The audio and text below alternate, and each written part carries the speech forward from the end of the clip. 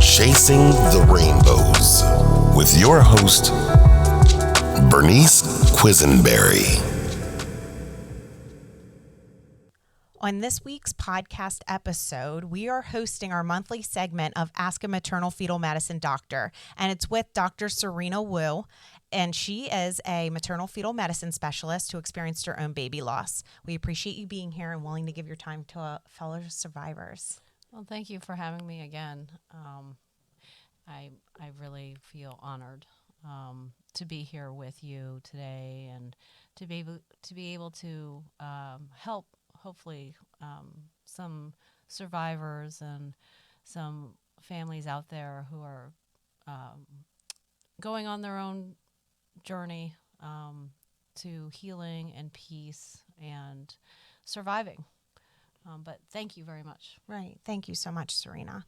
And, you know, we just want to give a disclaimer here to say that we are not giving out medical advice. We are not medically treating any person, medically diagnosing any person, giving second opinions, virtual consults. We're not doing any of that throughout our entire podcast. This segment is to give some peace, like Dr. Serena just said, for our listeners who are struggling with some questions that have been lingering around their losses, but we are opening the ability to have a dialogue without feeling judged or silenced around our losses. And we are promoting awareness and actual feelings that occur during our losses for a safe space to talk about any thoughts openly and honestly. So for medical advice, treatment, or diagnosis, please consult with your primary physician or an obstetrician. Our intention is solely to help survivors process their own traumatic loss. We've received numerous requests from survivors through our criedoutloudpodcast.com website and are so grateful that we are being found. If someone is out there listening today and you have questions around your loss, please write in and we would love to help you in any way we can. With the volume of requests that we are getting, we could only select a few for this segment to highlight. However, be assured that we will be answering your questions. As we are working through and on this and the process of each segment, we may reach out by email for further questions and discussion. So this episode is going to address questions from two survivors, and we're going to address frequent concerns and questions that we have been receiving about the nuchal cord, or known as the umbilical cord, and it's being wrapped around the baby's neck. To start off the segment, I'm going to ask Serena some questions from Jill in New Jersey, who experienced a stillbirth. So her first question being, would cigarette residue on someone's clothing or on her husband's mouth play a role in this? And it's not that he smoked in front of her, it's just on him. Well, as you know, secondhand smoke isn't ideal. However, having cigarette residue on the clothes, cigarette residue on her husband's mouth would not directly cause a stillbirth, no. Okay, great. Thank you, Serena. Would being in a room with someone that is vaping nicotine cause this? And again, I think that goes to secondhand exposure of a substance. But no, being in a room with someone vaping would not directly cause a stillbirth. Okay. Did spraying Lysol, because of preventing colds and illnesses during, that time of year, could that have caused this? Spraying Lysol should not directly cause a stillbirth. And that being said, I'm assuming that Jill did not spray Lysol daily and did not stand in front of the Lysol spray. Obviously, things that are done chronically and in excessive amounts are never good, but I'm sure that was not the case. So I'm assuming it was just a preventative measure that she was doing, and the exposure would not have led to this. Okay, great. Thanks, Serena. Also, taking Claritin for bad allergies because sneezing and mucus, and having all of those issues, especially, pregnant, could that have caused this?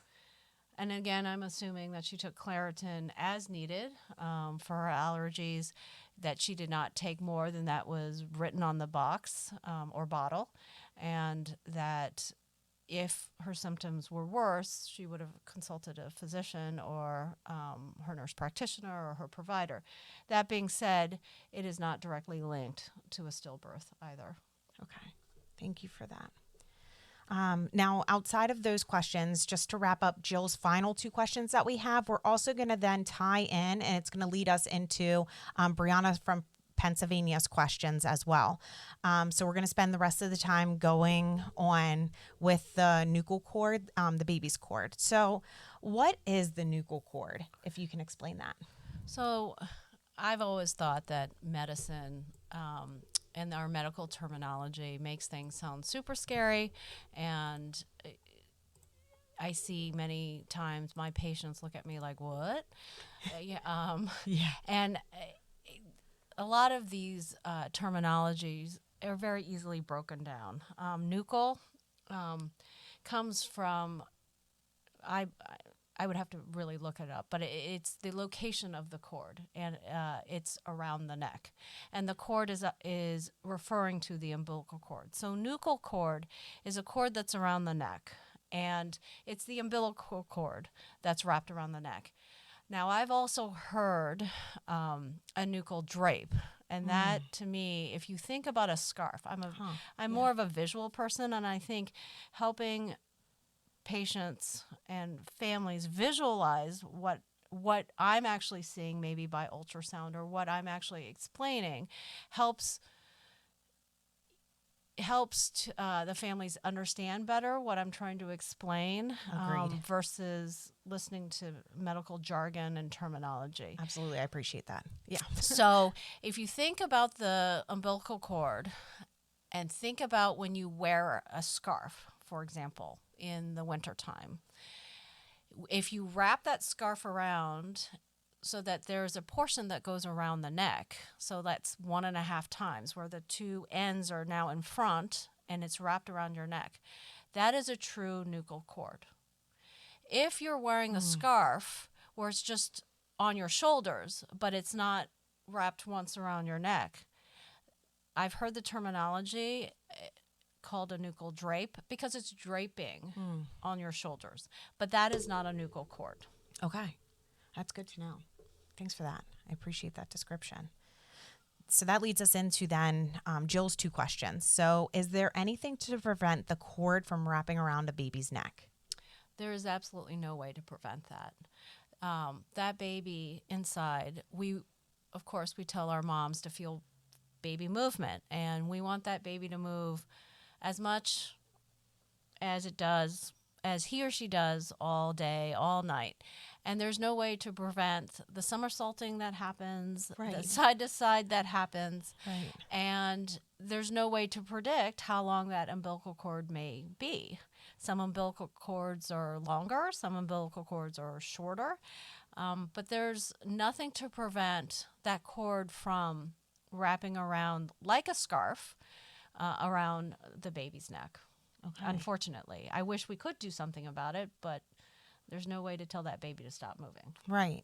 And we don't want that, obviously. No. So, yeah, absolutely. So additionally, though, what do you think is the cause of death of a nuchal cord? So when people think, and I can see this, when people think of a nuchal cord and you think of something around your neck, you automatically go to, it's like a noose, and you think of lack of oxygen. Yes. And that's not the exact mechanism of a nuchal cord. And when you get that diagnosis that this possibly could be a cause of the cord around the baby's neck or a cord accident, and if that could possibly be the reason, it's not for lack of oxygen. It's actually the tightening and the constriction of the cord that then stops the blood flow to the baby. Okay. And that does lead then to a lack of oxygenation because the blood flow carries the oxygen to the baby to oxygenate the baby. If that cord around the neck gets tight to constrict it enough to stop the flow, that would be the mechanism. Okay. It's not the actual tight around the neck and then it cuts off the breathing because the baby's actually not really breathing in utero. Right. Yeah. Yeah, because thinking about it, the baby's in fluid. Yeah, so that's their source. Okay, makes sense. Now, to wrap up Jill's question, then would sleeping on one side versus another cause the nuchal cord? No. Okay. And actually, it's a very common question just in general. Right. Side sleeping. And many women come and ask that question and think that it's horrible to not sleep on your left side. Yes. I think it's out there. I actually haven't seen the many different sites that this information is on, but they come feeling horrible Yes. when they end up sleeping because they've always been a stomach sleeper. Correct. Or a back sleeper. Yep. And they come in thinking that they've done damage to their baby. Yep. And the truth is in the first 12 weeks, your uterus is not bigger than the size of your pelvis. Your pelvis is actually shielding that uterus and baby from anything. So whatever way you sleep in the first trimester is really not going to matter. Okay. That's good to know. Where this side sleeping actually comes into play is that the uterus naturally has a rightward tilt. And if you sleep on the left side, that tilt gets relieved a little bit. That rightward tilt, you have your major vessels in your body going, for your mom, going, so that's the aorta and the superior vena cava or inferior vena cava. These are big vessels that go down to your legs, brings blood down to your legs, brings blood back to your heart, and that compression of those vessels could invariably possibly lead to decreased blood flow to the uterus and therefore to the baby. Sleeping on your left side could relieve some of that compression of those blood vessels and possibly improve the blood flow to your baby and improve the oxygenation. But believe you me, sleeping on your belly, sleeping on your back is not going to prevent the baby from getting blood flow at all.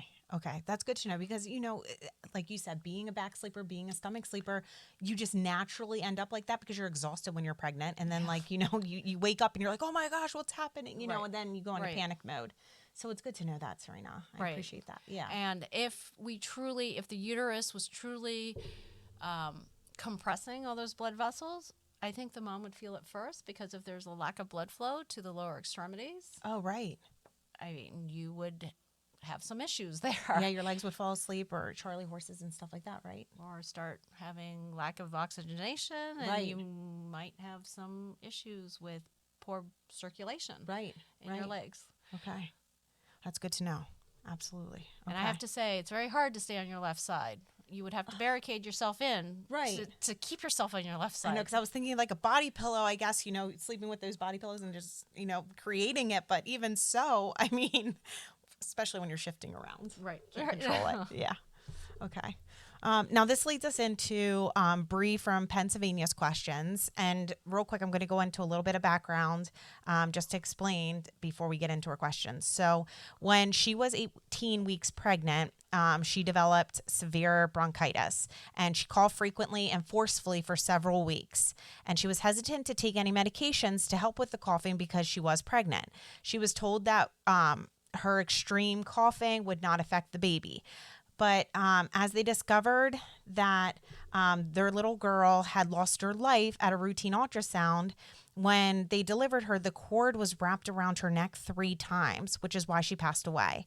So for her, they said the baby wouldn't be affected by the coughing, but she remembered coughing and feeling the baby flipping around a lot in her belly as she was going through those severe coughing spells.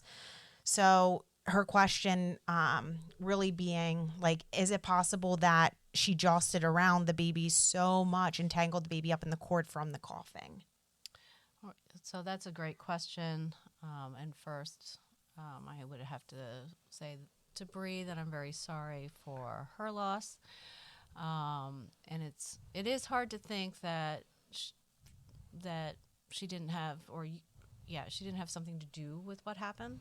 Right.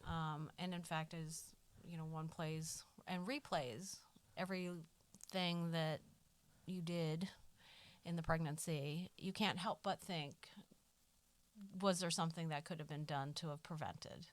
Right. And I would say her doctor or her provider was right. The coughing, except for the fact that it affected her so much, and probably affected how she slept and how she felt, the coughing wouldn't have affected the baby.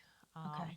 It would depend if the coughing was due to something, a virus that may have some effects to the baby. I mean, and that can be that's a whole different discussion. Yes. Yeah. But the coughing itself wouldn't have caused a nuchal cord, wouldn't have caused this cord accident to happen. And we can only conjecture that maybe with the coughing, maybe the baby was moving around a lot. But we can't specifically say that the coughing itself caused the nuchal cords to happen. Right. Unfortunately. Okay. Yeah. If she would have had an ultrasound done during this time, could they have seen that the cord was wrapped around her neck? And is there anything that they could have done to unwrap the cord and ultimately prevent her death? So having the umbilical cord wrapped around the neck 3 times, I would say that we could have seen it by ultrasound.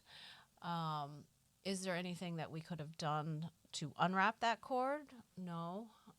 Okay. Unfortunately, there's nothing we could do to unwrap the cord. Just as there's nothing that she could have done to wrap the cord. There's nothing that we, outside of the uterus, could make that baby wrap that cord around the neck. There's nothing that can be done truly except for watching, and that is so hard that to do, because you're just waiting and you're Right. just watching.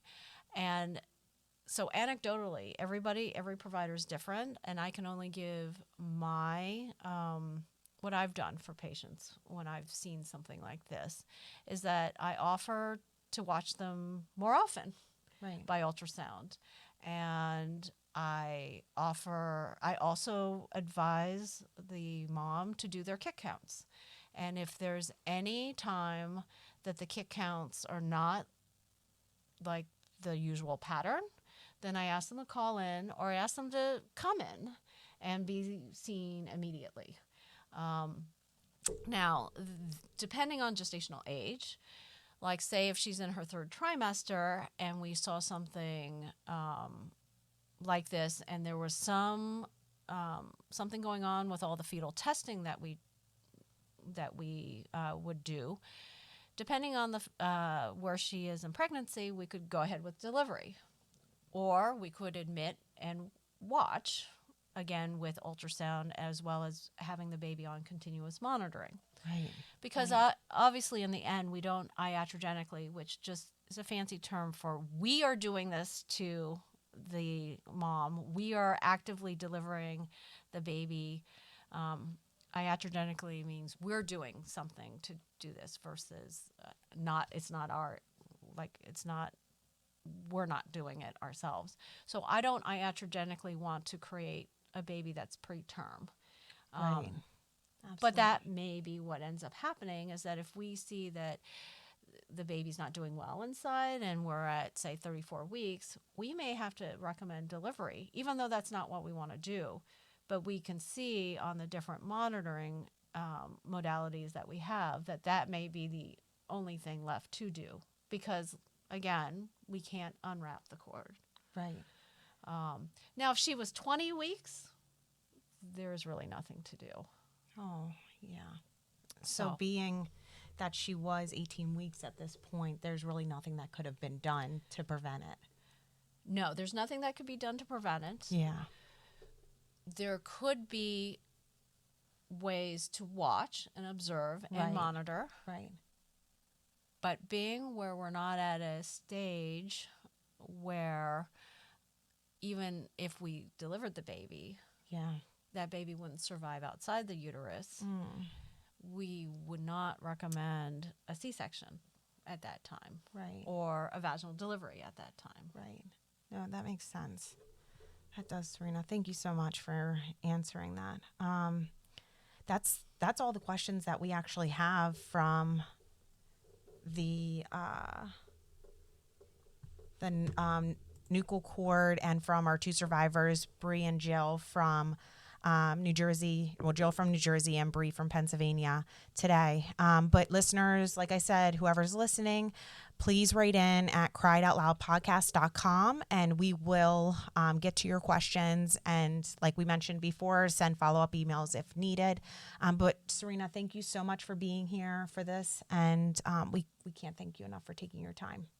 And thank you so much for having me. Nuchal cords are such a frequent finding. It's generally an incidental finding. And that just means that we just find it happenstance. It is something that I could tell everybody that I hate talking about because it causes so much worry. Oh, it does. And half the time, nuchal cords aren't found, and the baby is born with a cord around the neck, or a cord around the body, or a cord around the leg, and you just don't pick it up on ultrasound. Ultrasound is not 100%, and that's unfortunately showing the limitations of ultrasound. But it is such a common topic, and it's such a frequent finding, and it makes you feel like, why can't we do something about it? Right. Absolutely. I think, and especially where we're at today medically, you would hope that we could be so advanced that we could do something to prevent it or, but yeah, it's unfortunate. So yeah, these are great questions that we had that was written in, and we definitely, Bernice and I wanted to address 2 very common scenarios as well as discuss nuchal cords, because frequently I find that when there's nothing wrong, families get an autopsy, families or get all the testing, and everything comes back negative or normal, and then they chalk it up to a cord accident, and that just seems so unsatisfying. It does. It really, I can't imagine these survivors going through this, and yeah. Yeah, it's Agreed. really hard to have that as a final answer. And then you think, what do I do in my next pregnancy? What if this happens again? Exactly. And hearing that, like we said, nothing to prevent it, or it's like, not doing one thing versus another, and you just can't. It's like, it's so scary. It's the definitely unknown. very scary. And so it is very important, I think, that in your next pregnancy that you get comfortable with your OBGYN or your family practice provider, and to have that person understand your concerns, so that if you're feeling decreased fetal movement or you're wanting that next ultrasound and you're asking, well, what about that cord? They will understand where it's coming from. Yeah. And I think that is so important, opening that dialogue with your OB, like you said, or MFM and all of that, because I know with our pregnancy after loss, I did go in there pretty frequently and to get checked and things like that, because that gave me some peace of mind, because we didn't have all of the answers around ours. So yeah, it would make sense. So I like that you said about having that openness with your provider. So important. Yes, Yeah. it's very important. Yeah. So thank you so much, Serena, for being here and for opening this dialogue up for our survivors and helping, them process what they're going through. Thank you for having me. Thank you. All right. Tune in next time, survivors.